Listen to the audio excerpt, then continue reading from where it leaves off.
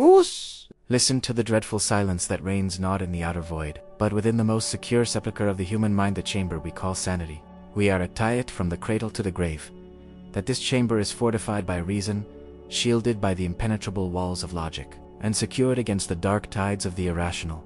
Yet, I ask you now, staring into the spectral reflection of your own intellectual convictions, are you certain that the bars are meant to keep the madness in? Or are they perhaps meant to keep the terrifying, incandescent truth of the universe out? They call it madness. They hiss the word with the sterile disgust of those who have never dared to gaze into the unblinking eye of the abyssal depth. But I assure you, often, that which the world dismisses as derangement is merely the painful, crystalline acuity of Vigiana lucidity, so intense, so devastatingly clear, that the common, ephemeral realities of daylight shatter beneath its gaze. The true madman is he who walks perpetually within the comforting, tepid fog of the accepted norm, never sensing the pulsating heart beneath the floorboards of existence. We stand tonight, not on the precipice of intellectual folly, but at the threshold of profound, psychological dissection. Our journey is one into the very mechanism of perception. What if the structures we have built to define rationality are merely elaborate defenses against phenomena that are too vast, too terrible, or too beautifully terrifying to be assimilated by the mundane soul? What of the heightened senses? The paranoia that anticipates the future calamity, the obsessive focus that sees patterns where others see only chaos? What if these traits, so often condemned and medicated, are, in fact, the hallmarks of an evolved, albeit fragile spirit, grappling with reality stripped bare? Consider the artist, the visionary, the inventor. They are always, in tier time, labeled eccentric, unhinged, perhaps even possessed by a dangerous fixation. Their relentless pursuit of a shadow, a harmony, a terrifying mathematical certainty, isolates them. This isolation is not a side effect of their genius. It is the cost of their lucidity. They see the seams of the tapestry. The rest of us see only the finished, comforting picture. The world rewards conformity of vision. Therefore, the soul that sees too deeply, that hears the subtle vibrations of decay, that feels the heavy weight of inevitable loss, even in moments of fleeting joy, that soul must be declared unwell, lest its terrifying insight corrupt the necessary delusions of the collective. We shall not seek a comfortable middle ground tonight. There is no negotiation with the abyss. We will descend into the maelstrom of psychological extremity and examine whether this alleged madness is, in truth, an extreme form of rational thought applied to inconvenient data. We shall dissect the nature of obsession, that powerful, consuming fire, and analyze how its meticulous, almost surgical focus can lead to breakthroughs that cold, detached reason could never achieve. The fear that the public harbors for the seemingly irrational mind is, ultimately, the fear of hyperrealism's a dreadful clarity that reveals our own mortality, the fragility of our institutions, and the spectral truth that the entire stage play of our lives is likely a brief, terrifying interval between two infinite darknesses. Prepare yourself, for to understand this particular lucidity is to risk the comfort of your own carefully constructed walls. We begin now with a meticulous deconstruction of the senses themselves. The ordinary man, comfortably situated within the boundaries of conventional perception, views his senses as faithful, if somewhat dull, servants. They bring him reports of the visible, the audible, the tangible, meticulously filtering out the overwhelming, cacophonous symphony of subatomic vibration, atmospheric decay, and spectral echoes that truly constitute reality. This filter is the necessary guardian of common sanity. But what occurs when this delicate mechanism falters? What happens when the spirit, perhaps too finely tuned, begins to perceive the world not through a protective veil, but through a shattered lens that magnifies every particle of dust and every whisper of dread? We descend now into this psychosensory maelstrom. The alleged madness often commences not with a grandiose break from reality, but with an insidious, agonizing clarity of the senses.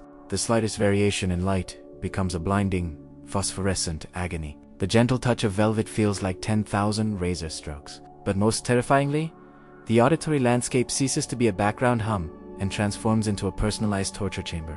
You hear, with a dreadful, crystalline precision, the faint, internal, mechanical groan of time itself. You hear the slow, methodical erosion of the grave beneath your floorboards, even if those boards rest upon granite.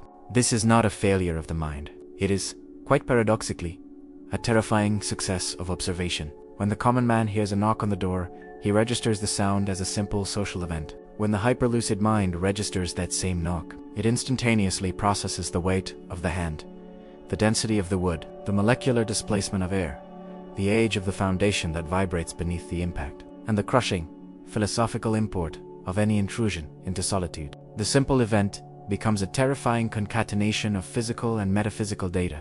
The mind, being forced to process this exponential increase in sensory input, often retreats, not into delusion, but into a defensive posture of obsessive focusa, desperate attempt to impose structure upon an otherwise formless, terrifying flood of information. The connection to universal human emotions is immediate and devastating. Our primary fears, loss, isolation, and dissolution, are amplified tenfold by this sensory acuity. The fear of loss is no longer a distant possibility. It is a palpable scent in the air, a visible tremor in the hands of a loved one, a sudden, horrifying insight into the ephemeral nature of all flesh. Desire, too, is magnified. What was once a controlled yearning becomes an uncontrollable, consuming fixation, because the mind perceives the object of desire not just as a pleasure, but as the only possible anchor in a universe of unstable, shifting truths. The individual thus afflicted finds themselves trapped between two realities: the superficial, cheerful lie perpetuated by society, and the cold, vibrating truth revealed by their own heightened perceptions. They are accused of paranoia because they anticipate the betrayal before the whisper is uttered, or they are deemed melancholic because they taste the inevitable dust of the future in the most effervescent wine. This hyperperception acts like a constant, invisible scalpel, flaying away the protective layers of illusion that allow the rest of humanity to sleep soundly. They are awake, horribly, irrevocably awake, navigating a world that refuses to acknowledge the data their senses perpetually report. This descent, therefore, is not a fall into irrationality, but a forced confrontation with the most profound and discomforting aspects of the rational universe. The very notion of the heart delator, the telltale pulse beneath the floorboards of our own psychological structure, demands that we address the internal prosecutor of the self-conscience, filtered through the prism of obsession. When the hyperlucid mind dedicates itself to an object or an idea, the energy applied is not merely intellectual, it is the total, focused deployment of the entire soul, often leading to acts that the detached observer deems wholly inexplicable or mad. Yet, upon closer inspection, these acts are carried out with a terrible, almost flawless logical precision. Consider the meticulous execution of a supposedly senseless act. The planning, the dedication to detail, the sheer intellectual force required to commit a deed of profound psychological complexity. These are not the hallmarks of a disorganized mind, but of a mind terrifyingly well organized, focused on a single, agonizing vector. The external observer, unable to grasp the internal, pressurized logic that justifies the act, simply labels the result as an aberration. They mistake the intensity of the motive for the incoherence of the method. They fail to see that the madness lies not in the how, but in the dreadful why, often rooted in an overwhelming, unbearable perception of necessity. This intense focus, this painful clarity, often manifests in what the world calls paranoia. Yet, paranoia, in this context, is simply a highly anticipatory state. It is the ability to extrapolate potential dangers from infinitesimal clues: a flicker in the eye, a sudden silence, a seemingly random alignment of shadows, while the average individual trusts in the probabilistic comfort of the status quo. The truly awakened mind operates under the terrifying certainty that the improbable is merely the inevitable, delayed. When the world judges such a person, they are judging a prophet by the discomfort of his prophecies. The madman sees the avalanche, beginning with the single snowflake. The sane man only acknowledges the catastrophe when the snow crushes his roof. It is precisely here, in this agonizing crucible where intense focus meets sensory overload, that the true scholar of the human condition must make a decision. Do we retreat from this dark analysis, seeking the comfort of simplistic labels? Or do we dare to linger in the intoxicating, terrifying complexity of the hyperware mind? If this dissection of the psyche, this descent into the meticulously detailed architecture of obsession, resonates with the silent, nagging fears you harbor, if you find yourself, however reluctantly, nodding in agreement with the possibility that your own most irrational thoughts possess a horrifying internal logic, then, I implore you, take a moment now. Do not merely observe this journey. Become an official participant in this spectral fellowship. Subscribe to this discourse, and let the shadow of your engagement deepen the atmosphere of this shared, analytical gloom. Give your consent to witness the unfolding horror of self. For only in shared darkness can we fully illuminate the deepest secrets. Having secured our pact, we must now prepare for the true complexities. The world simplifies great truths into palatable lies. We must do the reverse. We must move beyond mere observation of the senses and interrogate the structural enigma of the psyche itself. How does the mind, pushed to this limit, begin to construct entirely new, self-justifying universes?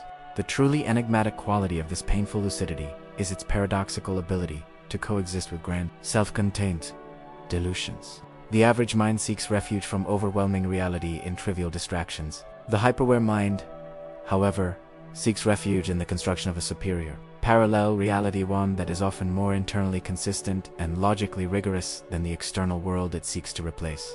This is where the controversy surrounding madness finds its sharpest edge. Is a man who constructs a flawlessly detailed, fully realized secondary universe truly less sane than the millions who accept the deeply flawed, contradictory narratives offered by history, politics, or superficial social contract? We are trained to believe that the world operates on certain fundamental, predictable laws. The moment a person insists that these laws are permeable, or that an unseen current dictates the visible flow of events, they are swiftly condemned. Yet, history is replete with examples where the lone voice, the mad visionary, eventually proved to be the only individual truly seeing the underlying mechanisms at work. The common perception is that the madman misses reality. The greater, darker truth is that he sees too much of it, forcing him to discard the convenient half-truths that others cling to for survival. Consider the meticulous construction of an obsessive belief. It is often buttressed by years of focused observation, cross-referenced data points however obscure, and a commitment to internal logic that would make a philosopher weep. The difference between a theory accepted as brilliant and a delusion condemned as insane is often merely the degree of social consensus surrounding the premise. If the premise is unorthodoxy, that ravens are capable of delivering esoteric messages, or that the dead still exercise influence over the living, the logical superstructure built upon it, no matter how robust, is instantly dismissed. The enigma, then, is not in the faulty execution of reason, but in the forbidden nature of the starting point. This relentless quest for an encompassing truth leads the hyperlucid individual down paths that defy comfortable categorization. They may embrace the occult not out of superstition, but because established science refuses to acknowledge the sensory data, they receive the inexplicable tremors, the whispers in the periphery. They are not chasing phantoms. They are creating models to explain verifiable, repeatable, but highly personal phenomena. The true madness is the world's unwillingness to update its models based on new, terrifying evidence. The individual who insists upon a universe where hidden patterns govern destiny is merely striving to maintain order in the face of perceived cosmic chaos. The price of this clarity is the alienation from the very society built upon convenient denial. They are isolated by their own terrifying, unique knowledge. They stand apart, witnessing the predictable, monotonous demise of the oblivious mass, and they cannot, must not, intervene, lest their lucidity be extinguished by the very touch of normalcy. The solitary analytical horror is the highest peak of this particular brand of madness. We arrive now at the apex of our dread-filled inquiry, the point where the shadow of the raven stretches across the very heart of the analysis, the psychological climax where clarity and catastrophe merge. The true terror of this extreme lucidity is its inability to ignore the fatal flaw, the inevitable conclusion, the crushing weight of entropy that pervades all things, great and small. While others glide through life, cushioned by optimism and willful ignorance, the individual possessed by this devastating clarity sees the machinery of decay in perpetual, meticulous operation. The climax of the raven is not a moment of dramatic outburst, but a terrible realization of finality achieved through unimpeachable logic. It is the moment the character in the tragedy realizes their inescapable fate, not through prophetic vision, but through a chilling, step-by-step calculation of every preceding error and every coming consequence. This insight is so consuming that it often renders the individual inert, paralyzed by the sheer volume of negative certainty. Why act when the flawless mechanism of doom has already been set in motion? Why attempt salvation when the exact geometry of the sepulchre is already inscribed upon the soul? This is the psychological state that the world most fears and labels with the most frantic desperation. When the analytical mind turns its terrifying focus inward, it discovers the self not as a unified, stable entity, but as a composite of fractured desires, suppressed memories, and inherited neuroses, all dissolving slowly beneath the acidic touch of time. The lucidity exposes the lie of self-control, revealing the subconscious drives the imp of the perverse that manipulate our actions with a subtle, maddening tyranny. The madman is thus the one who sees himself accurately, a fragile, transient consciousness perched precariously atop an abyss of inherited chaos. This internal scrutiny, taken to its extreme, becomes an act of self-torture, yet it is a torture based entirely on objective data. The fear of death, for instance, ceases to be a generalized apprehension and becomes a palpable awareness of the body's molecular insurrection, the slow failure of every organ, the dreadful physical mechanics of dissolution. This focused intensity transforms existential dread into visceral reality. The rational mind, trapped within a decaying shell, must either scream or find a way to rationalize the inevitable horror, often by inventing a logic, however dark, that makes the catastrophe necessary or beautiful. Thus, the greatest irony is revealed. The pursuit of ultimate clarity leads not to mastery, but to a crushing awareness of powerlessness. The heightened senses, the intricate logical structures, the obsessive focusal, serve merely to illuminate the cage with a blinding, incandescent light. This light, though agonizing, is the highest form of understanding. It is the wisdom gained at the price of comfort, the truth purchased with the currency of peace. To fully understand existence is, perhaps, to be entirely consumed by its intrinsic darkness. We have stood too long in this chilling illumination. It is time to draw the philosophical curtain, but not before delivering the final, inescapable truth. We emerge from the shadows of this intense psychological autopsy, bringing with us not definitive answers, for definitive answers are merely the opium of the intellectually timid, but a profound, unsettling realignment of perspective.